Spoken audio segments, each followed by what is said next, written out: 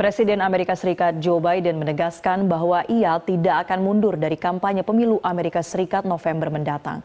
Pernyataan itu ia lontarkan pada rangkaian acara perayaan kemerdekaan Amerika Serikat di Gedung Putih.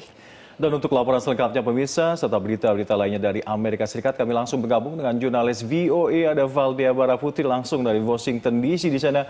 Valdia, kenapa sosok Presiden Joe Biden ini seakan-akan harus mencoba terus untuk meyakinkan warga di sana bahwa dirinya akan maju di periode kedua? Ya, rekan-rekan, selamat sore waktu Washington DC. Biden ini harus meyakinkan publik karena terdapat seruan dari banyak pihak dari Partai Demokrat untuk dirinya mengakhiri kampanyenya untuk pemilu November mendatang akibat penampilannya yang kurang mulus pada debat capres yang pertama pada akhir bulan Juni lalu. Banyak yang mempertanyakan stamina dan juga mental atau kapasitas mental Biden dan bahkan memperbincangkan siapa sosok-sosok yang bisa menggantikannya sebagai calon presiden dari Partai Demokrat. Jika terpilih lagi nanti pada bulan November, Biden akan berusia 82 tahun dan berusia 86 tahun saat mengakhiri jabatan periode keduanya. Sementara saat ini, Biden sudah merupakan presiden tertua dalam sejarah Amerika Serikat. Nah, di sisi yang lain, karena hal itu juga pemilih dari Partai Demokrat ini khawatir apakah Biden bisa menjalankan peran dan pekerjaannya untuk periode kedua selama 4 tahun mendatang. Namun pada rangkaian acara perayaan kemerdekaan Amerika Serikat di Gedung Putih, Biden menegaskan kembali bahwa dirinya tidak akan pergi kemana-mana. Nah, untuk menggantikan Biden, ini Biden harus mundur dari kampanyenya sebelum konvensi Partai Demokrat yang akan dilakukan di bulan Agustus mendatang. Namun sepertinya sampai saat ini Biden terus menegaskan bahwa dirinya akan terus maju untuk pemilu November mendatang untuk menjabat sebagai presiden lagi pada periode kedua.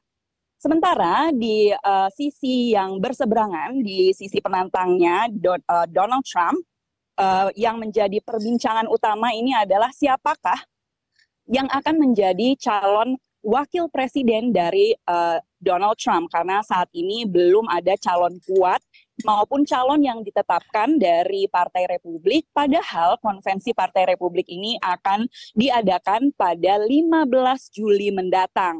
Sejauh ini calon-calon cawapres yang diperbincangkan di Partai Republik ini didominasi oleh calon-calon pria. Namun beberapa pendonor besar Partai Republik ini mengatakan bahwa Trump harus memilih mantan pesaing utamanya Nikki Haley sebagai orang nomor 2-nya. Meski hubungan antara keduanya ini memburuk karena Nikki Haley menantangnya dan keluar sebagai penantang utamanya, namun Nikki tetaplah duta besar bagi Amerika Serikat untuk PBB selama 2 tahun saat Trump masih menjabat sebagai presiden. Trump juga sebelumnya telah menunjukkan minatnya atau menyatakan minatnya untuk memilih calon wanita sebagai cawapresnya untuk menguatkan dukungan dari pemilih perempuan dari Partai Republik. Namun kabarnya Trump telah menepis gagasan Nikki Haley sebagai cawapresnya. Itulah perkembangan dari Biden dan Trump pada minggu ini, meski pada minggu ini warga Amerika sebetulnya disibukkan dengan perayaan kemerdekaan Amerika Serikat di sini.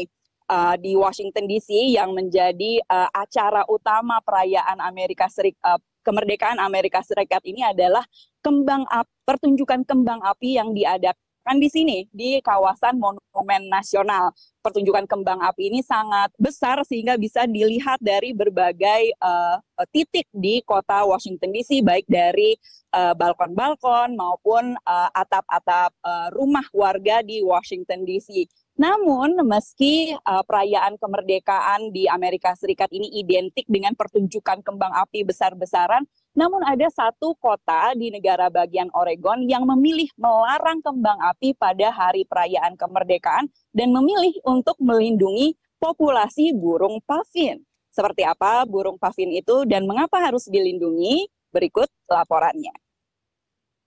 Bendera Amerika adalah bagian dari Hari Kemerdekaan di jalan-jalan Cannon Beach, sebuah kota pesisir kecil di barat laut Oregon, tapi tidak dengan kembang api. We know that fireworks disrupt nesting birds and we want to keep our nesting birds safe and happy. Sebagai gantinya, komunitas tersebut mengadakan The Great Puffin Watch Party atau nonton bareng burung puffin yang menawarkan banyak teropong kepada pengunjung. I saw the puffins.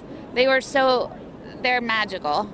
It's the coolest thing I've ever seen before my entire life. I mean, it's so beautiful. Angela mengunjungi monolit lava ikonik kota ini bernama Haystack Rock dan mengatakan ia memahami keputusan kota untuk melarang kembang api. We gotta help the animals, so you don't want to scare them, for sure.